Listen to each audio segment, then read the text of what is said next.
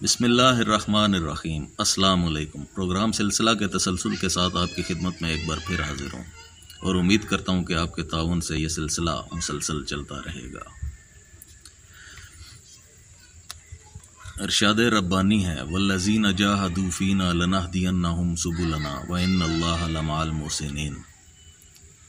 جو لوگ ہمارے راستے میں کوشش کرتے ہیں ہم ان کے لیے راہیں کھولتے ہیں اور بے شک اللہ تعالیٰ احسان کرنے والوں کے ساتھ ہے۔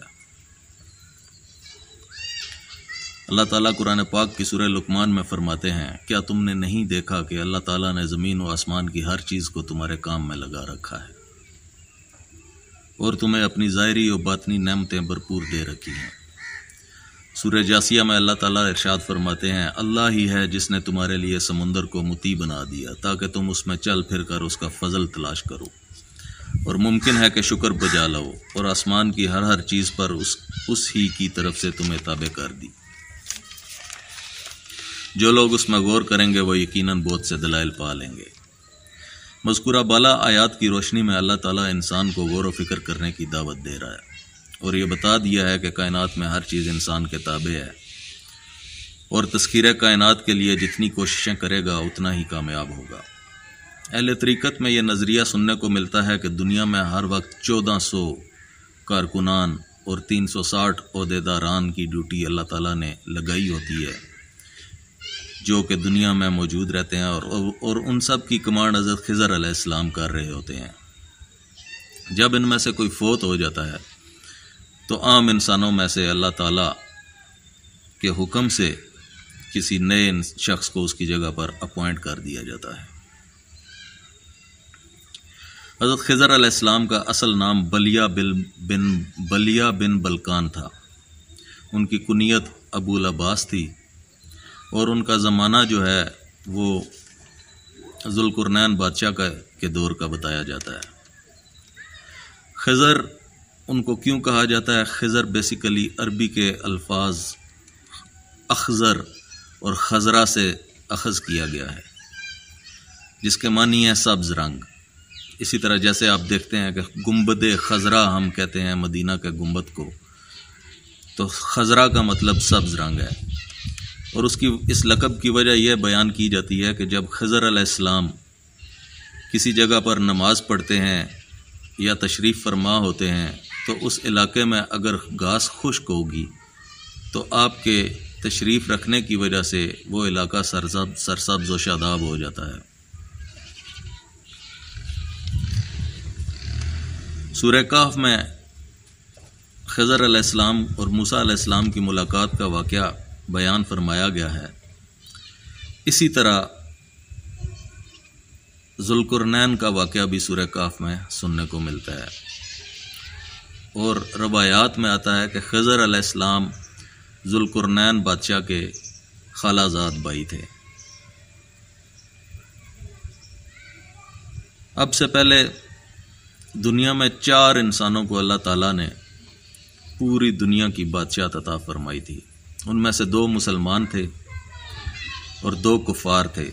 مسلمانوں میں حضرت سلیمان علیہ السلام اور ذوالقرنین، اور کفار میں نمرود اور بخت نصر، ان کا ذکر آتا ہے۔ ذوالقرنین کو روایات میں سکندر کے نام سے بھی بلایا گیا ہے، لیکن یہ وہ سکندر نہیں ہے جسے ہم سکندر اعظم کہتے ہیں اور جس کا تعلق یونان مقدونیہ سے تھا، اور الیگزینڈر بھی اس کو کہا جاتا ہے۔ یہ وہ سکندر نہیں ہے۔ 2 حکمران ابھی ایسے آنے ہیں جن کو پوری دنیا کی بادشاہت عطا فرمائی جائے گی۔ ان میں ایک حضرت مہدی رضی اللہ تعالیٰ عنہ آخری زمانے میں تشریف لائیں گے اور ان کے بعد حضرت عیسیٰ علیہ السلام تشریف لائیں گے۔ ان دونوں کو بھی پوری دنیا کی حکومت عطا فرمائی جائے گی۔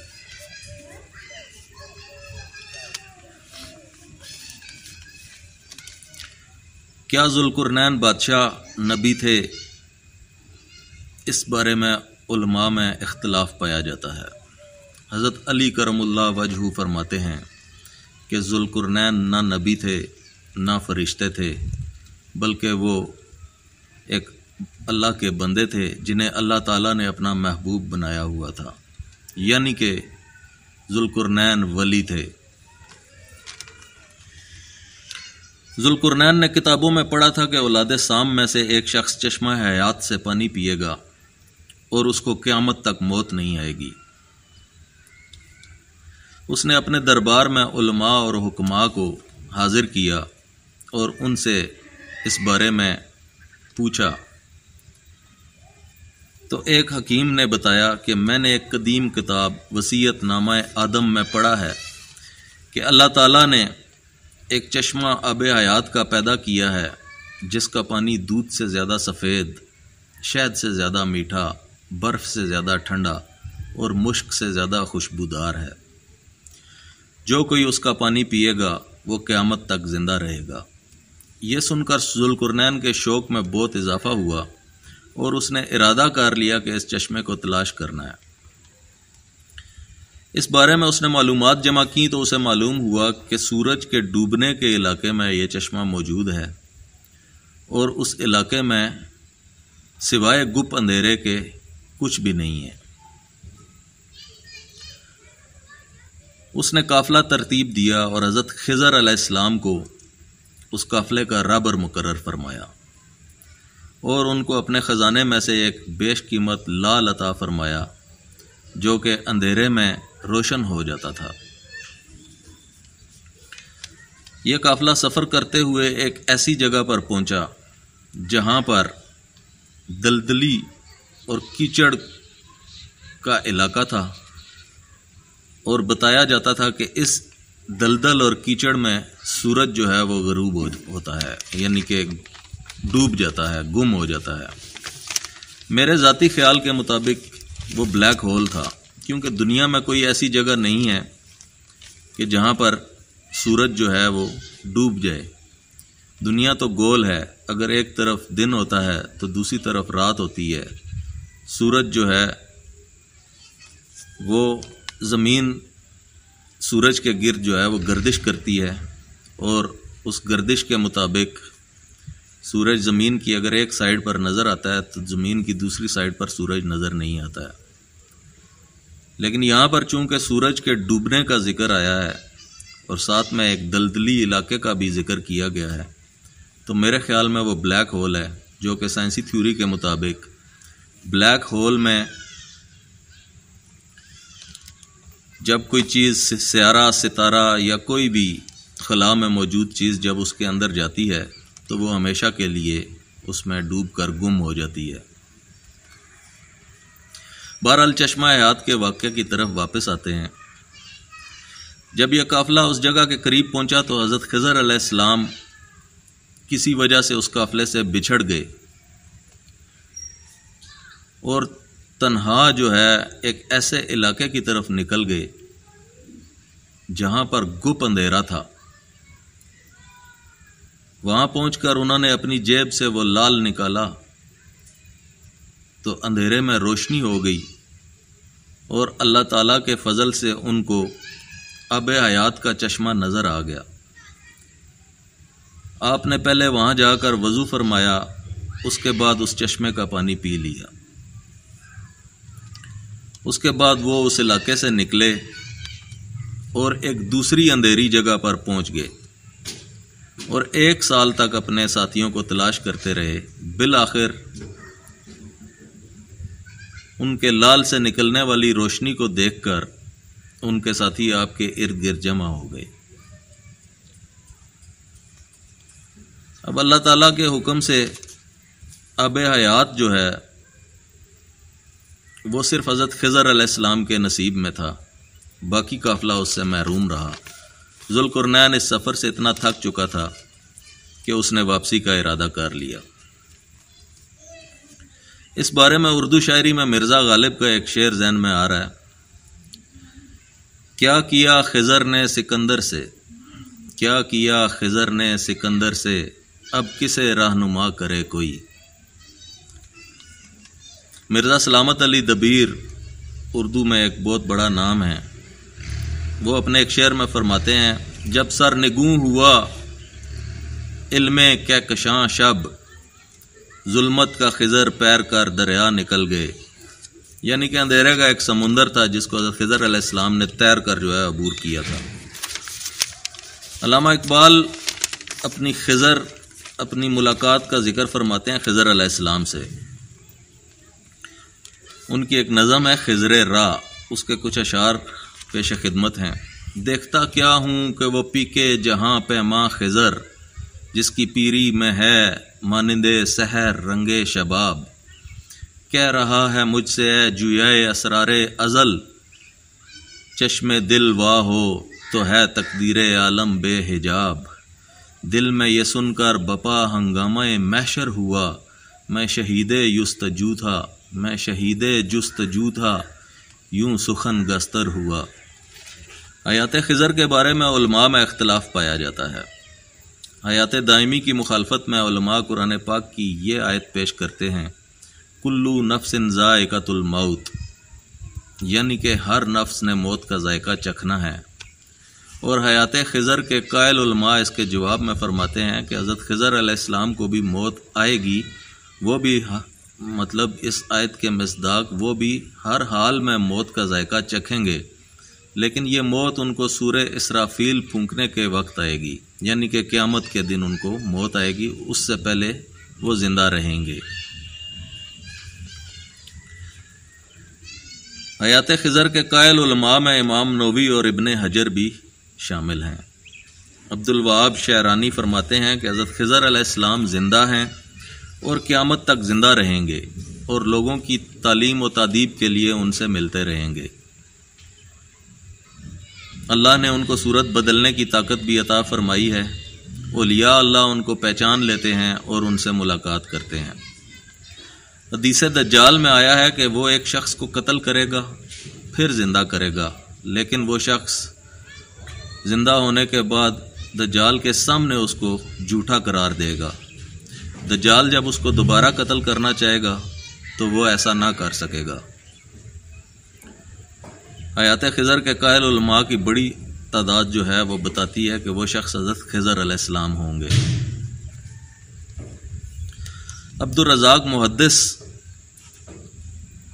دجال کے اس قتل کے بارے میں فرماتے ہیں کہ میرے استادوں نے بتایا کہ وہ شخص خضر علیہ السلام ہوں گے۔ امام مسلم کے شاگرد اور صحیح مسلم کے راوی ابراہیم بن سنان بھی یہی فرماتے ہیں۔ دارقطنی روایت کرتے ہیں کہ حضرت خضر علیہ السلام کو درازی عمر عطا فرمائی گئی، یہاں تک کہ وہ دجال کو جھٹلائیں گے۔ امام زین العابدین رضی اللہ عنہ سے ایک روایت ہے کہ حضرت خضر علیہ السلام کو دائمی حیات عطا کی گئی ہے۔ کاہ بابار سے مکحول روایت کرتے ہیں کہ 4 انبیاء زندہ ہیں، عیسیٰ علیہ السلام اور ادریس علیہ السلام آسمان پر، اور خضر علیہ السلام اور الیاس علیہ السلام زمین پر۔ تفسیر خزائن العرفان میں منقول ہے، شیخ ابو عمر بن صلاح نے اپنے فتویٰ میں فرمایا کہ خضر علیہ السلام اکثر علماء اور صالحین کے نزدیک زندہ ہیں، اور یہ بھی فرمایا کہ خضر علیہ السلام اور الیاس علیہ السلام دونوں زندہ ہیں اور ہر سال زمانہ حج میں ملاقات کرتے ہیں۔ ابن عباس رضی اللہ عنہ سے روایت ہے کہ حضرت خضر علیہ السلام اور الیاس علیہ السلام ہر سال حج کے دنوں میں ملاقات کرتے ہیں، فریضہ حج ادا کرتے ہیں اور آخر میں ایک دوسرے کا سر بھی مونڈتے ہیں، اور رخصت کے وقت بسم اللہ ماشاء اللہ کہہ کر ایک دوسرے سے رخصت ہو جاتے ہیں۔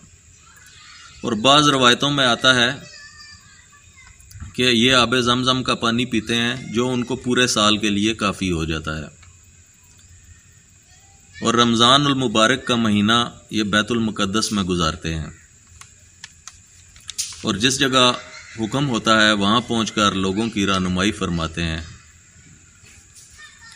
اور اکثر لوگوں کی نظروں سے پوشیدہ رہتے ہیں، صرف بعض مقبول لوگوں کو ہی نظر آتے ہیں۔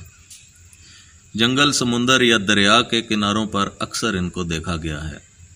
علامہ اقبال نے بھی اپنی جس نظم میں خضر علیہ السلام سے ملاقات کا تذکرہ کیا ہے وہ بھی دریا کے کنارے پر ہی ہوئی تھی۔